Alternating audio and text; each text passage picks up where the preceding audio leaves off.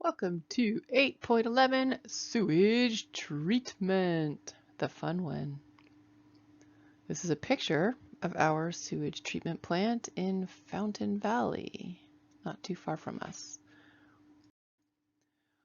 Okay, so sewer treatment happens in stages. So this is any wastewater that goes down through the sewer system from houses, businesses, factories, even storm runoff. If this water goes untreated, it can be hazardous to both the environment and our health. So we have to treat the wastewater before it gets released into the environment. And so it is important that you memorize the stages involved in treating this water so it is okay to put back into the water cycle. So step one is called the primary treatment. It's the first thing you do when the water reaches the facility, and that is the physical removal of any large objects that happen to go down the toilet. And they use a great big screen. Here's the screen right here.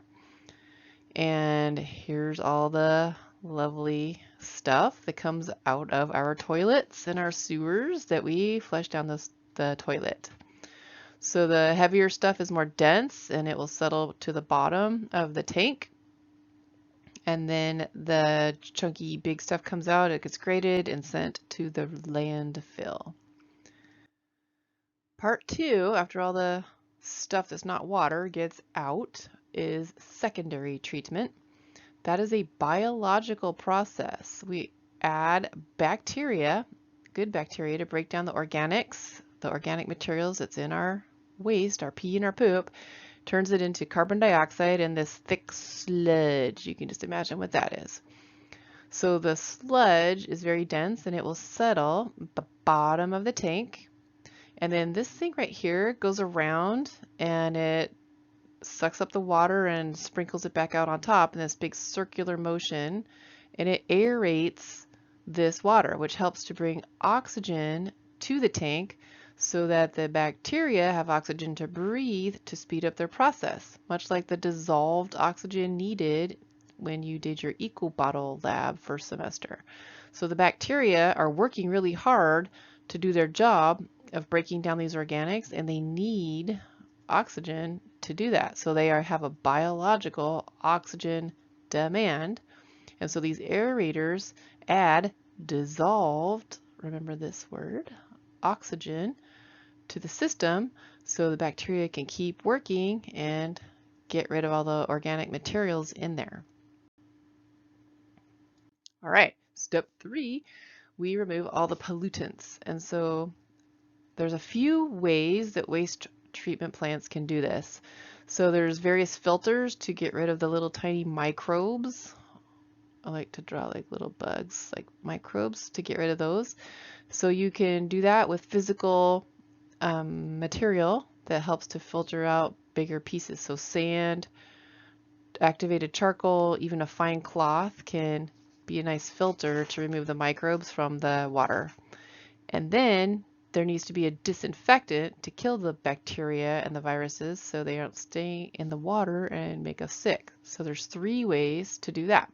You can use chlorine, which is like bleach products, ozone, interesting.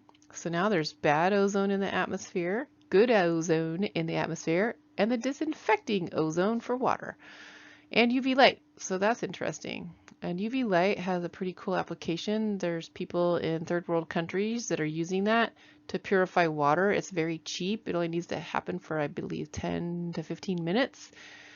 And it purifies water in places that water usually isn't purified. So that's kind of a cool new solution.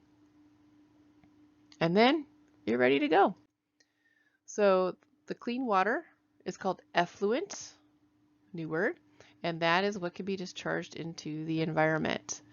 Now, if the water is polluted, polluted water also can be called effluent. Say there's some pollutants in here. So there's some good effluent and some bad effluent. And you need to be affluent in your vocabulary. Ha ha ha ha. Okay, so nature also can act as a waste water treatment plant. And this I feel is pretty cool. So this is a setup, and they have incorporated a man-made wetland to do the wastewater treatment process for them. And so you can see the schematic here, what's going on. So the water comes in and they add antibiotics to get rid of any bacteria.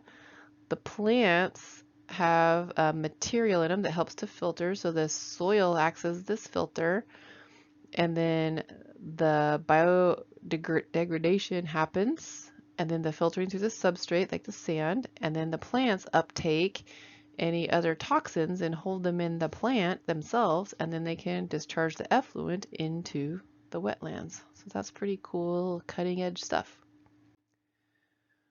Some places do not have a wastewater system. When they flush the toilet, it doesn't go down the pipes to the water treatment plant and all that stuff happen. Some places are standalone. If you're rural or certain places that don't have an entire waste sewage system set up, they have something called a septic tank. And so the waste comes in through this inlet. Here's your waste. It goes in, and the sludge, just like in the other one, settles down at the bottom, and then the effluent, the waste water, builds up and goes through this grate, and then it goes up through a filter, and then this goes out and it goes to the treatment dispersal system. And then many times this just goes out to the fields to irrigate. If you're like on a farm, we had a cabin up in the mountains and it just went out to the trees out in the cabin. So that's if you don't have a sewer system set up. Okay, so this is from the Orange County Sanitation District, the OSD. If we ever get to go tour it, we're going to do a virtual tour, but this is a horrible thing. This clogs up our system. This is responsible for creating a lot of issues and problems and shutting down our wastewater treatment plants, and that is flushable wipes. They're not really flushable, and it makes them so angry that whoever makes these things says they are. So they would like me to stress there's only 3 things that go in the toilet, and there's a 3 P's. So it's pee, poop, and paper. That's it. So down your kitchen drain, no oils, no food, all that goes into compost or somewhere else. You should only put pee, poop, and paper. Otherwise, it makes the process a lot harder, a lot more expensive, and a lot easier to ruin and maybe have some things that we don't want in our water get in our water. So that's your public service announcement for today, and I hope you feel sanitized.